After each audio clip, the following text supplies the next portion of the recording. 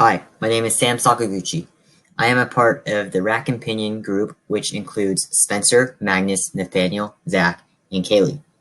I would like to thank the following people and groups. First, Professor Ashraf El-Barbary for teaching us the mechanical elements and everything we need to know about mechanical engineering. Second, Dr. Fayed for providing us the requirements needed for ventilators and how they affect the patient's lungs and the people overall. Third, the Cal Poly Summer Spring Board for providing us the opportunity to take this class, as well as the evaluation committee. Hi, my name is Spencer Richards, and I'm working with a group of 6 people who are trying to solve a problem about the COVID-19 situation that we are facing right now in our country. Before I start, I would like to thank my professor, Professor Alberberry, for teaching us these past 2 weeks. He helped us find the what we think is the optimal design for this project, and he has just been a mentor to us, and I really appreciate him putting in the time to help us. I would also like to thank my team, who have been great throughout this entire project, and they participate just as much as I do, and I really appreciate that they put in the work, and we got to this final result in just a few days, and they helped me finish well. So I'm going to now tell you about the problem that my group is trying to solve.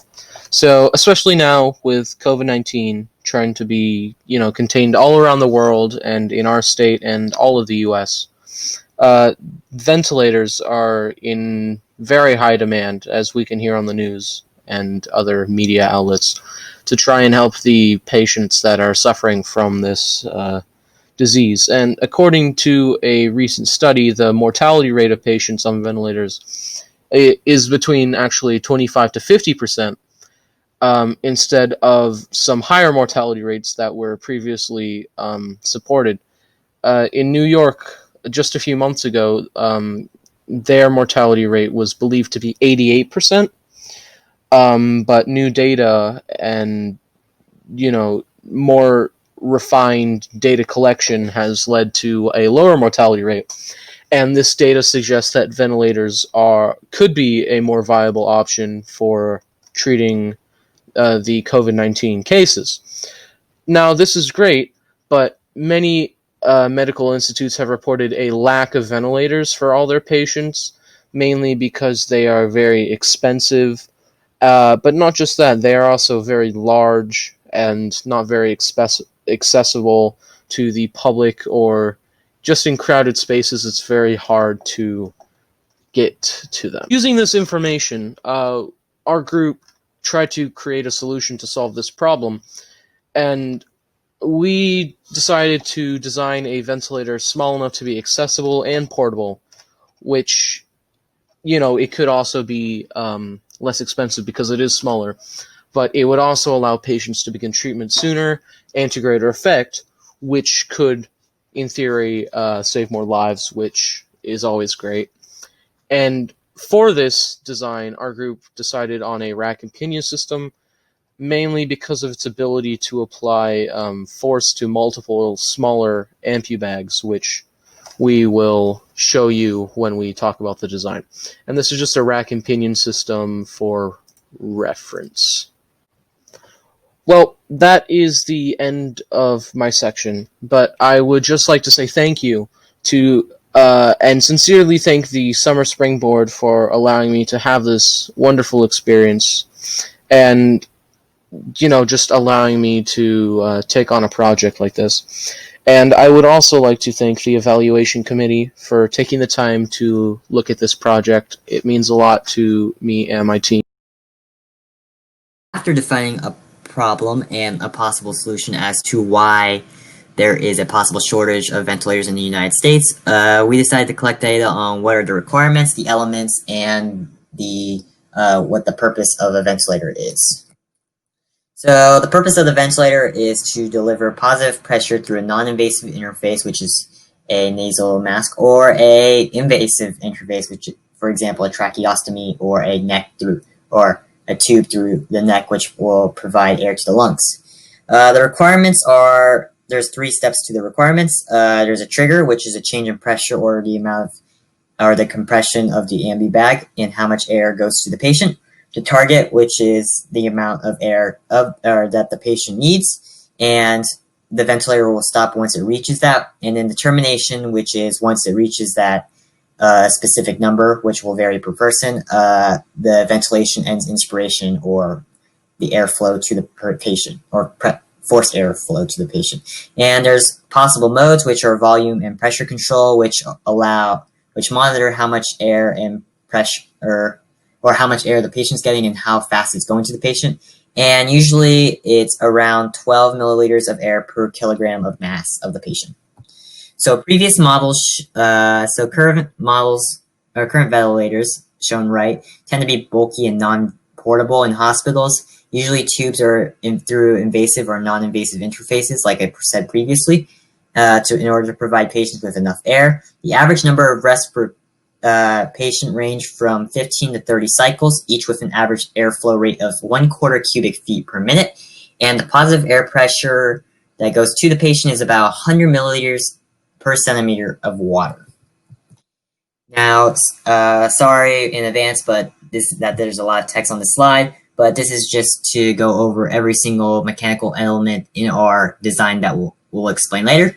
First, we have the bearings, which we support rotating shafts. We need 6 of them, 2 that go on each wheel and 2 that go on the gear. 1 rigid coupling to connect the motor of the axle, or the axle of the motor to the axle of the machine. 4 rack and pinion gears, which will show you why. 4 ambi bags, which will also show you why. 1 motor to power the machine. 2 T connectors. 1 for each side of the ventilator. A main gear, which is connected to the 4 racks and the motor through an axle. The wheels to provide support from the back. We need 2 of those, 1 on each side. And 3 shafts, which use to transfer rotational motion and mechanical power between 2 elements. 3 are needed, 1 for the main gear and 1 for each side of the wheel. Once again, I would like to thank the following people: California Polytechnic Summer Springboard, Professor Ashraf El-Barberi, Dr. Fayed, and the evaluation committee for helping us and providing us with the information in which we can build a successful model. Hello, my name is Kaylee McKee, and I will be walking you through our initial brainstorms and discussions that eventually led to our final design. First, however, I would like to thank our professor, Ashraf El-Barberi, as well as Summer Springboard and the guests brought in to help us, whom I will acknowledge further at the end of my section. Initially, my team and I had to discuss why changes needed to be made to the device in the first place, and what we needed to do to make such adjustments. This involved returning to the original problem my teammate Spencer described at the start of the presentation. After much thought and discussion, we as a team decided our main focus points would be reducing the size of the frame in which the device is held, using space wisely to promote a more compact figure, and designing new parts that would more efficiently accomplish our goal of a smaller device. Such brainstorms allowed us to take general ideas and concentrate them on a singular task of redesigning the medical ventriloquial device. After the initial brainstorm, it was time to solidify our ideas and discuss them with others who could give us feedback for improvement. Our group decided on a design featuring multiple small ambi bags with 1 motor. Additionally, we decided we would need to redesign our own parts because we needed particular components to fulfill specific tasks in the device. One of my teammates will share the specifics of these redesigns later in the presentation. After we solidified our design, we discussed our ideas with our professor, Ashraf El-Barberi, who provided us with guidance on how to properly execute our multiple ambi bag design with the rack and pinion system, and made us aware of additional parts we would need for the full model. Additionally, we discussed with George Lubkeman, who gave us input and instruction on how to use 3D CAD software in order to properly design and render our device. Such discussions are very helpful in our design process and crucial in the formation of the final product. Lastly, I wanted to say a quick thank you to the entire Summer Springboard team for making this happen virtually, as well as our professor, Ashraf El-Barberi, for teaching us such interesting things in such a short amount of time, and for bringing 2 very amazing guest speakers in, as well as the evaluation committee for watching our presentation. Thank you. And here are the quick videos of all of our initial wood prototypes.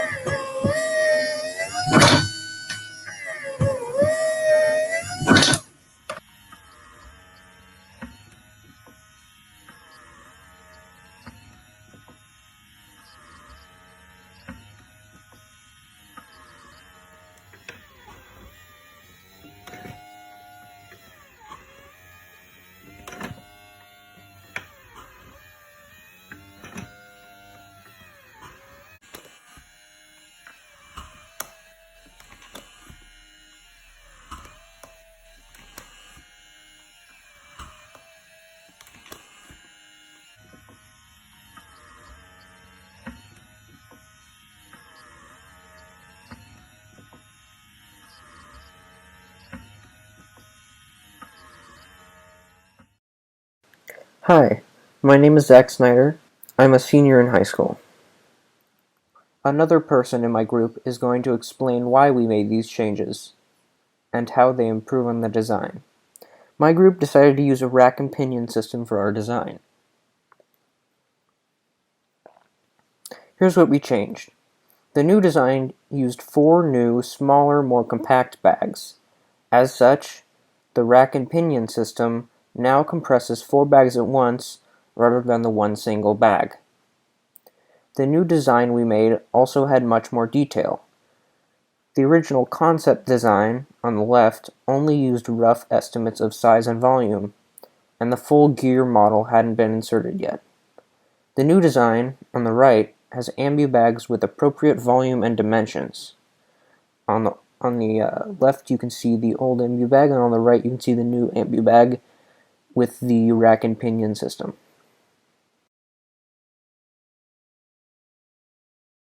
Because of these changes, there were new parts that were required.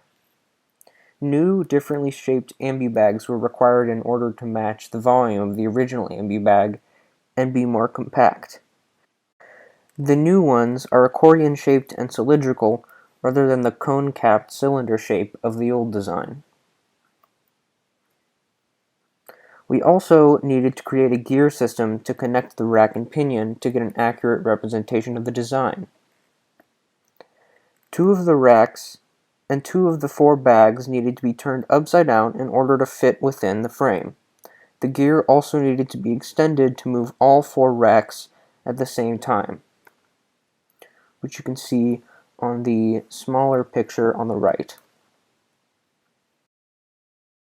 Tubes were also needed to connect the ambu bags and to combine the airflow from each of the 4 ambu bags to match the original. Hi, my name is Nathaniel Goldman, and I'm currently a high school student at Lehigh Country Day School. I really enjoyed this summer program. I'd like to thank my team, which is Zach, Kaylee, Magnus, Spencer, and Sam. And I also like to thank the professor for organizing this amazing program in these difficult times. So I'll say thank you to all of you. Hi. So I'm going to talk about the decisions we made as a team that led us to our final design. So how do we arrive at our new design? At first, we realized that our original design was most likely not the optimal design. So we discussed how we could make the medical ventilator device smaller. And this led us to settling on using multiple smaller ampu bags instead of one large ampu bag. Once we decided around this key feature, we then had to discuss how we were going to make the mechanics work around having 4 bags instead of 1. So for reducing the size, our initial design was quite large. I realized I relied a lot on the motor being able to raise and lower itself quickly on a stationary shaft. And so that led us to wanting to use multiple smaller ampubags that then allowed us to make the design much more compact and then hence more portable. And so then after we decided using several compact ampubags, we then discussed how are you going to operate all 4 of the bags. We ran through some ideas, but were finally advised to go in the direction of using a single gear in the middle that would drive 4 different racks. We then discussed further to see if we could conserve even more space. And so what we ended up doing was inverting 2 of the racks to allow for all the bags to compress at the same time in a minimal amount of space. Essentially, it made the design a little taller, but we believe that in the end it's smaller than if we had them all on a single line.